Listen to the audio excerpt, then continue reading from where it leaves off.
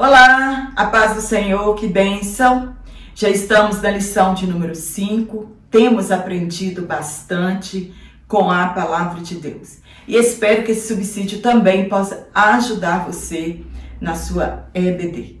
Para mim, para você, é um privilégio muito grande a vocação do ensino, essa chamada maravilhosa que é ensinar em nossas igrejas locais. E quando você compartilha este vídeo, essa videoaula, outras pessoas também podem aprender mais a respeito da palavra de Deus e o YouTube também pode sugerir a minha aula para outras pessoas. Então, se tem sido uma bênção na sua vida, compartilhe para que outras pessoas também sejam abençoadas. Para você que está aqui pela primeira vez, sejam todos bem-vindos. Sou Jane Martins de Souza, professora e superintendente de escola dominical também. E é uma satisfação muito grande ter você aqui. Então, já se inscreva para que você receba as minhas aulas semanalmente pelo sininho das notificações. E hoje, na lição de número 5, nós vamos falar sobre a dessacralização da vida no ventre materno. E o texto bíblico que foi tomado por base para estudarmos essa aula se encontra no Evangelho de Jesus Cristo, segundo escreveu Lucas, no capítulo 1, do versículo 26 ao 33 e também do versículo 39 ao 45. Primeiro, vamos saber o que é dessacralização. É a retirada do caráter sagrado de algo ou de alguma pessoa. É fazer com que deixe de ser considerado sagrado, divino e inviolável. É isso que fazem com o bebê no ventre da mãe. A vida no ventre materno, desde há muito tempo, ela perdeu o seu valor. Ela não tem o mesmo valor de uma vida fora do ventre materno. Existe essa discussão há séculos sobre poder matar um bebê no ventre ou não. Nós sabemos que é uma armadilha diabólica, o alvo são as nossas crianças e começam desde o ventre materno.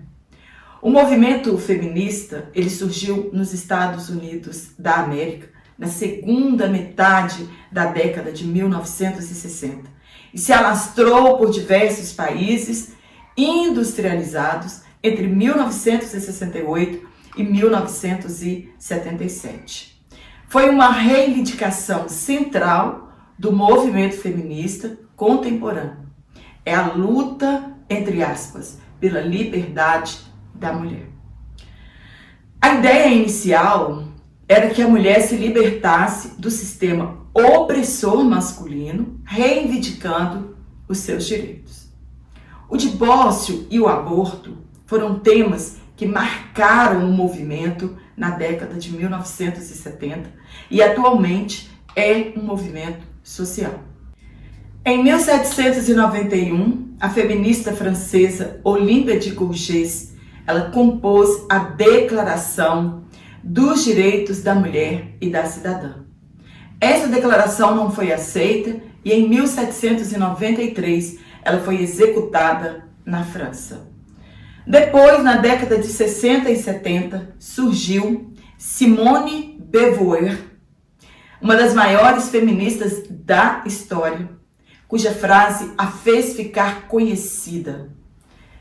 Ninguém nasce mulher, torna-se mulher. No Brasil, a precursora do movimento é a escritora potiguar Nícia Floresta Augusta. Deste movimento surgiu o slogan Meu corpo, minhas regras.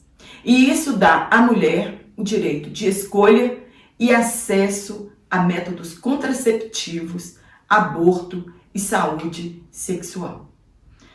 O que é incompreensível no Brasil é que 87% da população ela se diz cristã, se denomina cristã segundo o IBGE. E mesmo assim, o desdobramento da filosofia pós-modernidade cresce aqui no Brasil na defesa da legalização do aborto, da eutanásia, do suicídio assistido, que já acontece em alguns países. A pergunta que fica para nós é: qual é a origem do termo cultura da morte? Quem cunhou este nome? E a que tipo de morte ela se refere? Quem cunhou esse termo cultura da morte foi o Papa João Paulo II, que também é chamado, conhecido de civilização da morte. Esta cultura, ela propõe a morte como solução de uma série de problemas. Mas será que a morte é a solução para algum mal? Os problemas criados pela sociedade saíram do controle e a solução mais fácil encontrada é a cultura da morte. Muitos justificam alguns crimes contra a vida em nome dos direitos da liberdade individual e ainda pretendem a impunidade e a autorização do Estado para praticar com liberdade e ainda usufruir dos serviços de saúde pública, como o aborto, a eutanásia. Eles querem que o Estado banque esta despesa. Hoje trataremos apenas do aborto, mas ainda há a cultura da morte para deficientes, seja qual for a deficiência, que é chamada de a purificação das etnias, também para a erradicação da pobreza, crianças como oferendas a demônios. Toda vida, não importa como esteja, ela possui o mesmo valor e a morte não é a solução dos nossos problemas. Se uma mãe pode abortar por ser seu filho um estorvo em sua vida, os filhos também poderão matar seus pais quando velhos e dependentes, por se tornarem um estorvo na vida dos filhos. A ideia é a mesma. O mandamento divino é: não matarás. Esse matarás aqui é não assassinarás. Infelizmente, está lá em Êxodo capítulo 20. Infelizmente, a vida perdeu o valor dentro e fora do ventre materno. Precisamos nos posicionar sabiamente em relação à cultura da morte e sermos apologetas desses últimos dias e lutar em defesa da vida de qualquer ser humano. Nós precisamos lutar. Mas qual é o papel da igreja? A igreja tem por obrigação ensinar a ortodoxia bíblica em todo o tempo, sem descansar. A Bíblia, a palavra de Deus, ela é o antídoto contra a cultura da morte. Está escrito na palavra de Deus em Provérbios que, entre aspas, livra os que estão destinados à morte e salva os que são levados para a matança, se o puderes retirar. Então, enquanto tivermos fôlegos, devemos combater a cultura da morte. Deus se importa com todas as vidas, inclusive com aquelas que ainda estão no ventre materno. Deus formou o homem do pó da terra e soprou o fôlego da vida, e ele então se tornou um ser vivente. Esta ideologia da cultura da morte, ela desqualifica a Bíblia Sagrada e faz apologia à cultura da morte infantil no útero da mãe. A ideia progressista reivindica ao ser humano a autonomia sobre a vida e afronta a soberania divina. Então, eu tenho direito de fazer o que eu quiser com a minha vida e com a vida de outra pessoa. No primeiro tópico, nós vamos falar sobre a concepção de Cristo. Primeiro ponto, anúncio do nascimento. Jesus, ele foi uma promessa antiga. Desde Gênesis, Deus prometeu enviar um Salvador, Jesus Cristo. A promessa cumpriu-se séculos depois, em uma jovem menina da tribo de Judá, Maria, e o seu noivo, José, da qual estava desposada. Tudo o que aconteceu desde a concepção miraculosa de Jesus foi o cumprimento das profecias. Isaías profetizou acerca da virgem e qual seria o nome do menino. O anjo Gabriel anunciou a ela como seria o nascimento. E diferente de Zacarias, ela creu e apenas queria saber como se dariam estas coisas, pois ela era virgem. Como era possível, sem a participação de um homem, uma criança ser gerada? E mesmo assim, ela creu no impossível. Tudo se cumpriu. Em decorrência do censo, José foi a Belém, de lá foi avisado ao anjo, foi para o Egito, do lugar de onde Deus o chamou. Quando Herodes morreu, foi divinamente avisado e partiram novamente a Galileia. Como os filhos de Herodes estavam lá, temeram pela criança e foram para o Nazaré, em cumprimento da profecia que diz que Jesus seria chamado de o Nazaré. No ponto 2, a miraculosa concepção. A concepção é um mistério por si só. Imagina um milagre da encarnação de Jesus no ventre de Maria. O Espírito Santo desceu sobre ela e a sombra do Altíssimo a cobriu. Imagina esta cena maravilhosa. A excelência do poder de Deus. A sombra de Deus foi o suficiente para o milagre. O menino seria santo, pois foi gerado pelo Espírito Santo, e seria chamado o Filho de Deus. Precisamos ter a mesma fé de Maria e crer nas promessas de Deus sem duvidar, mesmo que elas pareçam impossíveis.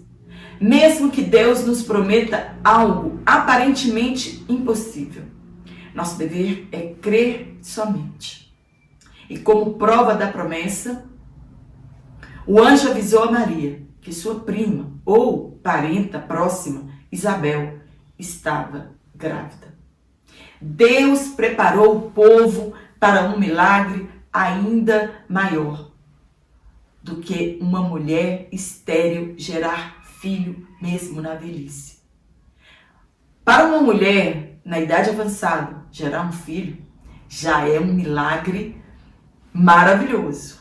Agora imagina uma virgem gerar e conceber um filho sem a necessidade de um homem. Somente Deus pode operar estes milagres. O anjo avisou Maria até o tempo da gestação de Isabel. Ele disse que ela estava no 6º mês, reafirmando que Deus é o Deus do impossível e que ele não conhece impossível. No 3º ponto, a bênção do nascimento. Você sabe como uma criança é formada no ventre materno? O que nós temos é o que a ciência diz para nós. A Bíblia diz que a vida é um milagre. Ninguém sabe como um corpo é formado no ventre da mulher. No início é um amontoado de células que se vão se desdobrando e cada um tomando a sua posição e o corpo então é formado. Um milagre. Ninguém sabe explicar. Você tem alguma dúvida de que Deus, ele é o autor da vida? Moisés pediu a Deus que o ensinasse a contar os seus dias e devemos fazer o mesmo. Não podemos ser arrogantes, pois nossa vida é limitada e devemos pensar em nossa mortalidade, porque é imortal somente Deus. O ser humano foi dotado com a bênção da sacralidade. Uma mulher se frustra quando descobre que não poderá gerar um filho do seu ventre. E a esterilidade torna-se um obstáculo para a vivência da maternidade. Quantas mulheres dariam tudo para ter um útero fértil, enquanto outras desprezam este milagre? As 5 principais teorias sobre o início da vida primeiro é o contato do óvulo com o espermatozoide, que é chamado de zigoto, que ocorre entre 12 a 24 horas após a ovulação. Por isso, a pílula é ingerida no dia seguinte. A primeira teoria é a que chamamos de fecundação. A segunda teoria é quando o embrião chega ao útero da mulher.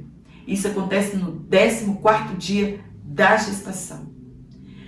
Com o começo da atividade cerebral, a terceira teoria, o início da atividade neural ocorre entre a 6ª e a 24ª semana de gestação. Por isso, a ciência alega que a morte cerebral é a morte definitiva, pois cessam as atividades cerebrais. Isso é a ciência que diz, não a palavra de Deus. Existem vários relatos de pessoas dadas com morte cerebral que ouviram toda a conversa acerca da sua morte e depois voltaram a viver. Por isso, defendem o aborto até a 12ª semana de gestação. Infelizmente, muitas mulheres desconhecem a verdade, acreditam na ciência e anualmente milhares de abortos clandestinos são realizados, porque elas creem nestas teorias. A outra teoria, quando o feto pode sobreviver sozinho, e isso entre a 25ª e a 27ª semana. Isso se torna possível e eles são chamados de prematuros, quando as crianças nascem prematuras e elas conseguem sobreviver fora do útero da mãe. No nascimento do bebê, quer dizer, na barriga da mãe, o bebê não tem valor. A vida do feto não tem valor. Para muitos, a vida é quando um coração bate. Se a vida começa somente quando o coração começa a bater, então por que as pessoas colocam marca-passos cardíacos? Ressuscitamentos são feitos. Poderiam deixar as pessoas ali simplesmente morrerem. No tópico 2, nós vamos falar sobre a cultura da morte. No primeiro ponto, o projeto ideológico. Qual foi esse projeto?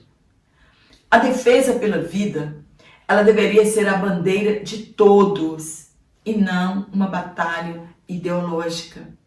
No Brasil, não existe aborto legalizado.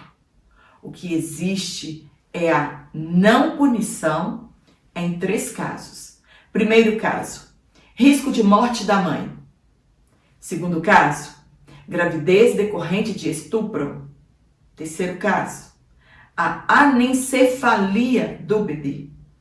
Essa possibilidade foi criada após a decisão do STF em 2012. E quando nós vamos na internet, encontramos diversos testemunhos de mulheres que estavam correndo risco de gravidez e Deus abençoou e deu tudo certo, de crianças que foram diagnosticadas sem cérebro no ventre da mãe e nasceram perfeitas.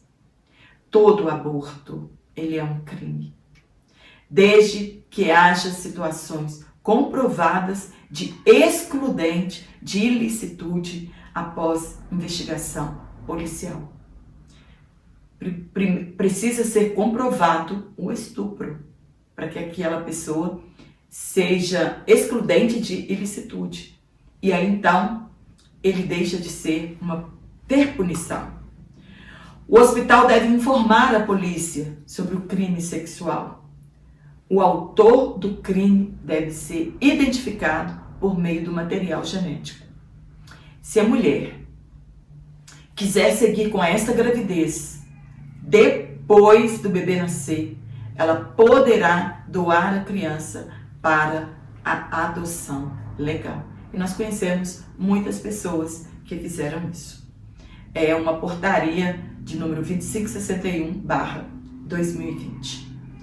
Atualmente existe no STF um pedido do partido, o PSOL, da descriminalização do aborto até a 12ª semana de gestação. Então, até 3 meses de gestação, eles querem autorizar o aborto para as mulheres. Porém, o aborto só é permitido até a 21ª semana e 6 dias de gestação. É o chamado de viabilidade fetal. A partir daqui, já não é mais permitido. E isso tudo é uma afronta ao cristianismo, essa cultura de morte. Neste sentido, é estimulado a eugenia, que é a purificação da raça, descartando toda criança com deformidade fetal, indicando medida de saúde feminina. A criança, então, ela perde o direito de viver, contrariando a Constituição, que afirma que todos têm o direito à vida. E o direito da criança, ele é substituído pelo direito incondicional da mulher sobre o próprio Deus. O homem está se colocando no lugar de Deus. E ele acredita que tem direito em dizer quem pode viver ou quem deve morrer. E o aborto é a pena de morte para o bebê. No ponto 2, o direito sobre o corpo. Quem tem direito sobre alguma coisa se o corpo que possuímos não é nosso? Somos despenseiros do nosso corpo e prestaremos contas a Deus de tudo o que fizermos com ele. Não somos de nós mesmos. O slogan que começou com o movimento feminista no Brasil, Meu Corpo, Minhas Regras, ele é usado em defesa da liberdade sexual e reprodutiva, como a escolha da vida ou da morte. A ideia do suicídio, da eutanásia assistida, são direitos que as pessoas acreditam ter sobre a sua vida. E de cada direito, outros vão surgindo, como direito à prostituição e outras coisas. Se o conservadorismo se opor a estas ideias, somos chamados de fundamentalistas e é considerado violação da liberdade humana. Na verdade, não podemos proibir ou coibir as pessoas, mas também não podemos proibir, eles não podem nos proibir de pregar a palavra de Deus. Não podemos proibi-los, mas eles também não podem tirar o nosso direito de livre expressão.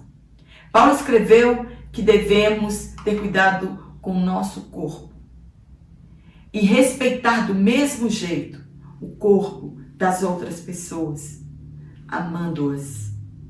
Somos livres para fazer nossas escolhas, certas ou erradas, mas não temos o direito de profanar o nosso corpo.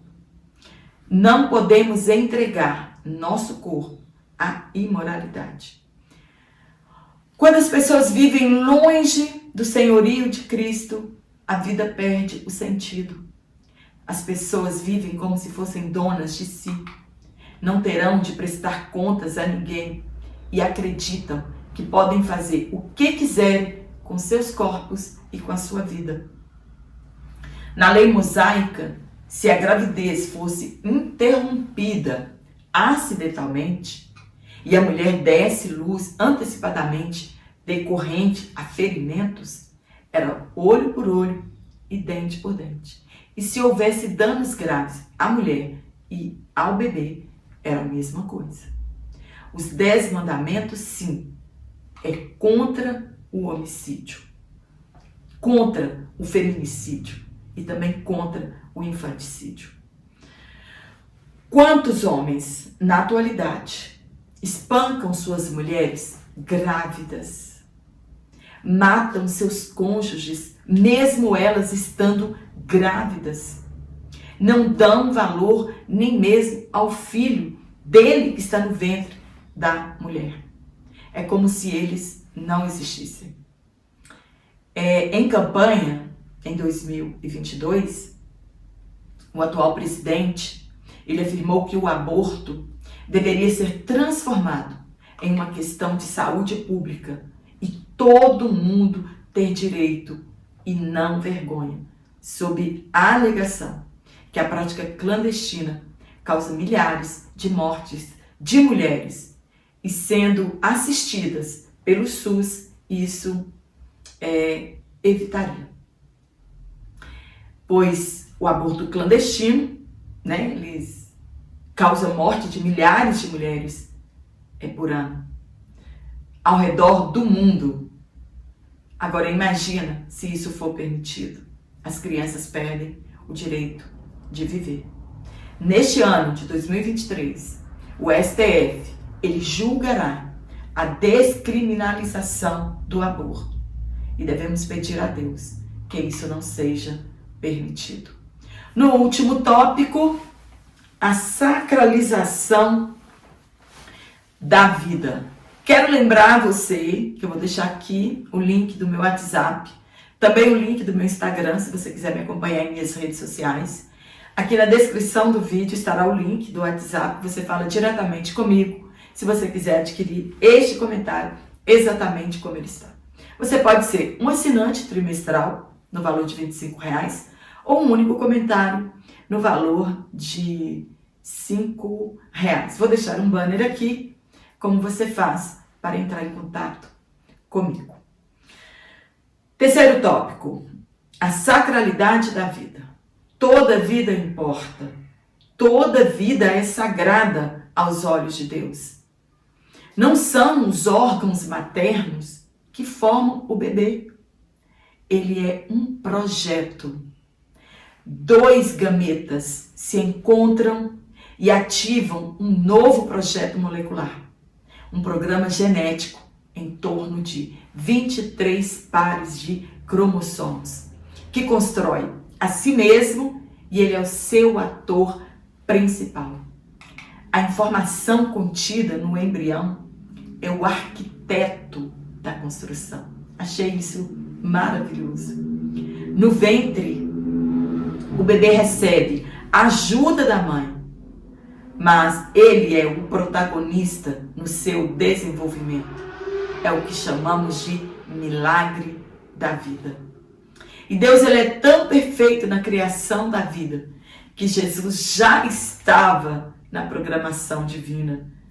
Ciro já estava na programação da vida. Ele foi anunciado de 150 a 200 anos antes do seu nascimento. Ciro viveu no ano 539 e a profecia de Isaías aconteceu no ano 739 a 681 antes de Cristo. Deus chamou Josias 300 anos antes da sua existência. O profeta Jeremias, ele afirma que Deus o escolheu antes que ele fosse formado no ventre. Deus diz: eu te escolhi para ser profeta das nações. Paulo também alega que Deus o escolheu no ventre materno. Como explicar aos abortistas que a vida é vida desde o dia da concepção, desde o dia da eleição divina? Deus assiste todo o tempo quando a criança é tecida no ventre materno. Nada está escondido diante dos olhos de Deus. Diante de tantos exemplos, é inviolável o direito da vida, a sacralidade da vida. São mentes diabólicas, dirigidas pelo maligno, que veio para matar, e tem feito isso por intermédio de homens maquiavélicos, que matam por interesse próprio.